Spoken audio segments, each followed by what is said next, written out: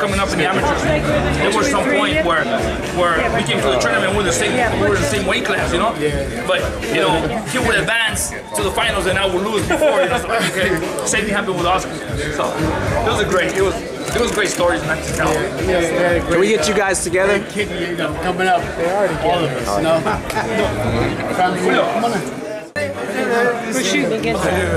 Fighting fam. What respect do you guys all have for each other as fighting families in the sport of boxing? Great respect, man. We all know we've been through. Unlimited respect. What y'all think of Tim Bradley? You guys, the Mosleys, think of Tim Bradley as a fighter? He's a good fighter. He's a good fighter. He's a strong fighter. He has strong will. Will fighter. Mentally, that kid is mentally strong, man. He's got a lot of willpower. Trains hard. He takes no for an answer, you know, and he goes the extra mile. Joe? What's it like seeing you, Shane? He's now run a day. Huh? How much does Tim run a day? 11 miles, 16 miles. How much does he run a day? That guy's crazy. He varies. He goes from 8 to 20 to 15 to 14 depending on the day. What's it like for you seeing Shane become a trainer now? You know, now a fighter. What is it like? You know, it's good because we're still in the sport. You know, we're still in the business. A lot of people, you know, they make a career, you know, in the sport, and then all of a sudden you don't see him again. And it's good to see him pass on his knowledge to, you know, who better than his own son, you know? And like us, you know, I got my brother Antonio, and I got my son here. You know, now, hey, if he wants to follow up, we're gonna put it into him, you know, and what better than that? You know, right here you got a great fighter, a great trainer, and now they got his kid right here. Hey, he's gonna put it together now, you know?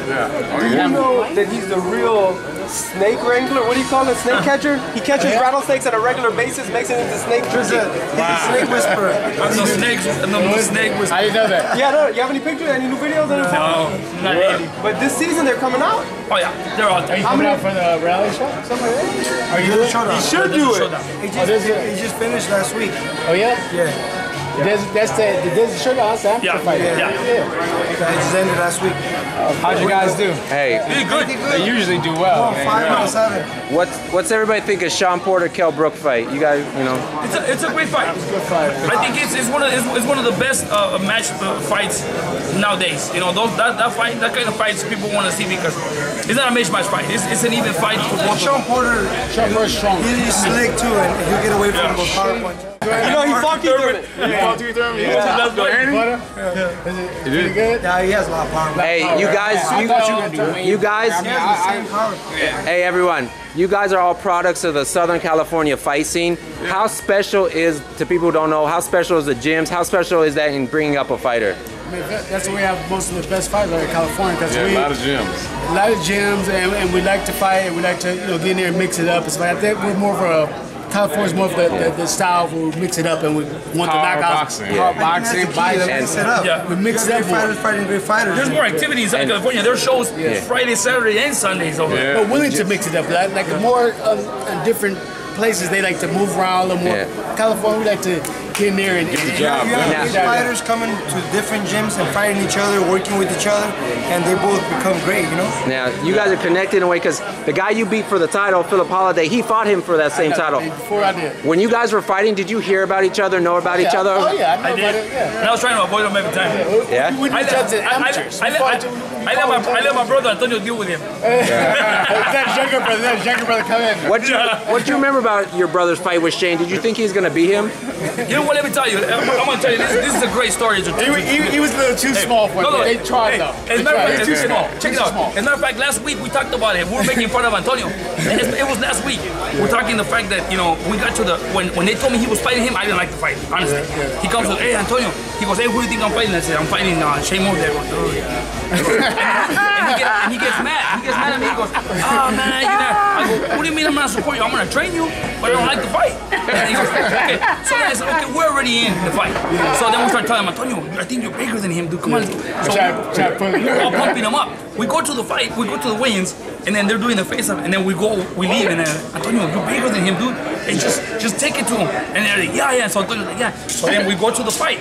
And in the fight, they introduced Antonio as a junior welterweight champion of the world, right? Yeah. So he's all pumped up. So then when they introduce this guy, and they're like, and former junior lightweight champion, and junior lightweight champion, and two-time. Antonio Antonio went from this to like. we start giving him help for that. I remember when I fought him. I remember like I could tell that like, his technique, everything was good, but when I got in the clinches with him, when I was like touching him, I felt that he was like smaller than me. I felt the size difference, and I took advantage of it because I knew I was bigger than him. But that was a real major problem in that fight for him. And at the end of the day, though, it's all love, right? It's all brotherhood. It's all. After the fight, you know, I go up to him and I give him a hug, and I told him like, wait, dude, wait, suck it up. I want you to keep your head up and walk out of this ring with your head up. I said, just look at this way. Who from Coachella Valley has made it to Madison Square Garden fighting the best fighter in his prime right now? Because, you know, he had just beat Oscar. And then all of a sudden he's like, right. He shook it off and he walked out. He did, you know. So those are great stories to tell, you know. And that's exactly what we went through when he fought him. But so those are some of the good memories in boxing that you could tell, you know, and still come out and have friends. I remember when he fought John Brown after the win, after Shane won, he said, "Man, hey, come on." He had a limousine and everything. Come on, John, let's go have something to eat and go party and go to this club. John said, that was great. You know, John really appreciated that invitation. So those kind of things happen in boxing. You know, it don't always have to be a sour note that it ends on. You know what I mean? So we want everything to be like, positive. Great stuff, guys. And so that way, other fighters can come along, young fighters come along and emulate all of that.